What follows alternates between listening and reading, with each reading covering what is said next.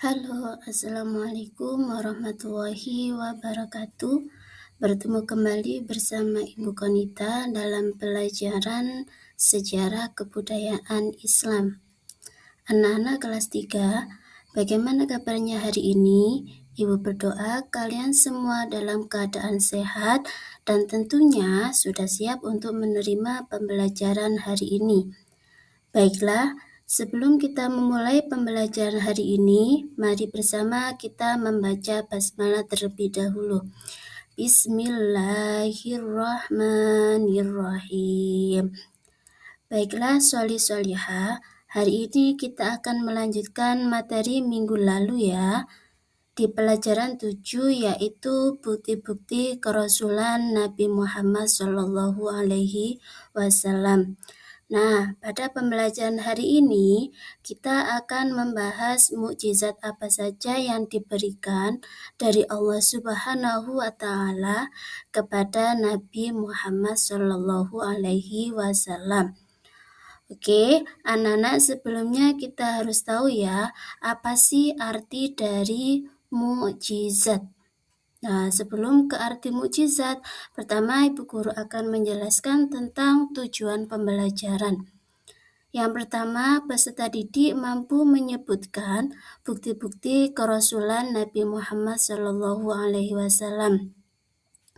Yang kedua, peserta didik mampu menjelaskan pengertian mukjizat dengan bahasa sederhana. Dan yang terakhir, peserta didik mampu menyebutkan mukjizat Nabi Muhammad SAW. Nah, oke anak-anak. Sebelumnya kita harus tahu ya, apa sih arti dari mukjizat? Mukjizat adalah sesuatu yang luar biasa pada diri Nabi dan Rasul yang tidak dapat dimiliki ataupun ditiru oleh manusia biasa. Tantangan dalam menyebarkan agama Islam sangatlah banyak.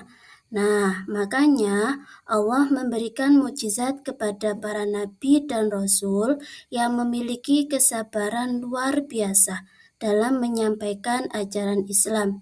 Sehingga fungsi dari mukjizat adalah yang pertama untuk membuktikan kepada umatnya bahwa beliau adalah seorang utusan Allah Subhanahu wa Ta'ala. Kemudian yang kedua untuk mengatasi rintangan dan tantangan dalam menyebarkan ajaran agama Islam. Nah, anak-anak sudah mengetahui ya tentang kisah dari para nabi dan rasul diberi mukjizat yang berbeda-beda. Jadi, nabi dan rasul diberikan mukjizat itu berbeda sesuai dengan kebutuhan dan tantangan yang sedang dihadapi. Allah juga memberikan mukjizat kepada Nabi Muhammad SAW. Apa sih mukjizat Nabi Muhammad SAW? Yang pertama adalah membelah bulan menjadi 2. Jadi mukjizat Nabi Muhammad SAW yang pertama adalah atas izin Allah, Rasulullah pun dapat membelah bulan demi membuktikan kebesaran Allah kepada kaum kafir Quraisy yang berencana untuk menyudutkan Nabi Muhammad agar kenabiannya tidak terbukti. Nah, mereka kesal kepada Rasulullah karena dianggap sudah menghina Tuhan yang mereka sembah dan mendakwahkan agama baru. Kemudian kaum kafir Quraisy memberi tantangan kepada Nabi Muhammad yaitu untuk menunjukkan satu mukjizat kepada mereka dengan membelah bulan menjadi 2. Dengan izin Allah, Rasulullah kemudian memperlihatkan kebenaran kepada mereka. Akhirnya, bulan terbelah menjadi 2 dan kemudian menyatu sesuai dengan permintaan kaum kafir Quraisy. Namun, meskipun Rasulullah telah menunjukkan mukjizat dan kebesaran Allah pada kaum kafir Quraisy, tetapi mereka tetap tidak mau beriman kepada Allah dan menuduh Nabi Muhammad SAW sebagai tukang sihir. Kemudian, mukjizat yang kedua adalah memunculkan kembali matahari yang tenggelam. Mukjizat yang kedua adalah menghentikan perjalanan sehari anak-anak ketika beliau ditantang kaum kafir Quraisy untuk membuktikan kenabian beliau. Dengan izin Allah, Rasulullah memberikan isyarat kepada matahari dan matahari pun terbenam dengan cepat.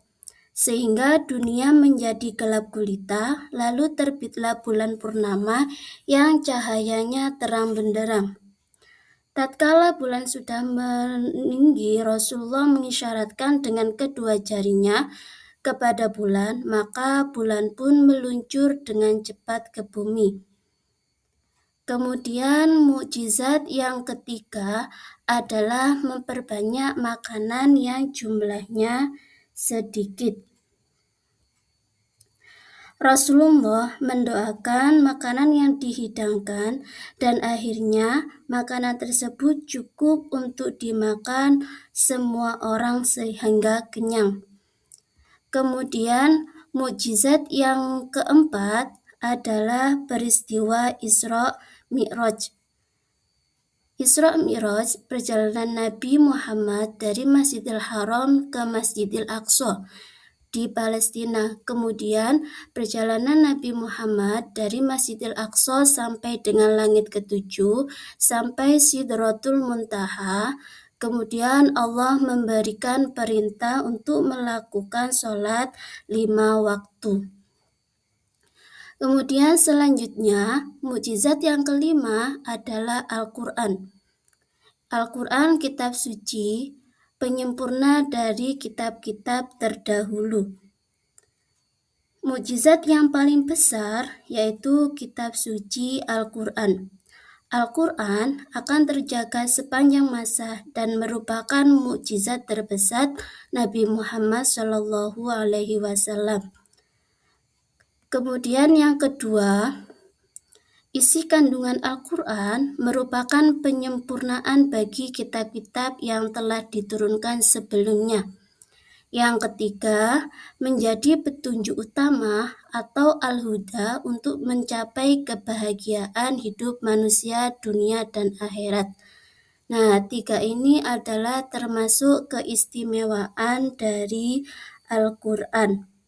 Dengan diturunkannya Al-Quran, kitab-kitab terdahulu tidak jadi berlaku karena sudah disempurnakan dengan Al-Quran. Keistimewaan yang kelima itu adalah menjadi pengingat atau al-dzikra, pengobat asyifa bagi kaum muslimin yang membacanya. Dan yang terakhir, membaca Al-Quran adalah ibadah, sehingga pahala bagi yang membacanya maupun yang mendengarkannya.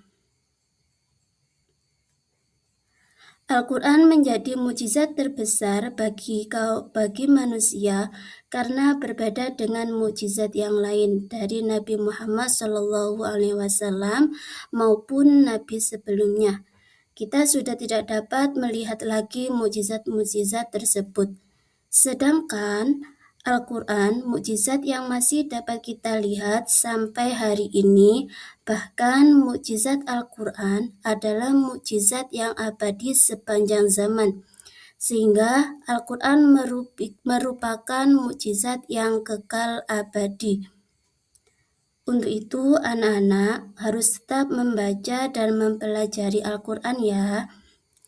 Baiklah anak-anak, dengan demikian selesai sudah materi pelajaran 7 kita hari ini yang berjudul Bukti-bukti Kerasulan Nabi Muhammad SAW. Nah, sekarang saatnya mengerjakan tugas-tugasnya, menjawab soal berikut ya. Nanti jawaban ditulis di buku tulis, kemudian difoto dan dikirimkan ke ibu guru.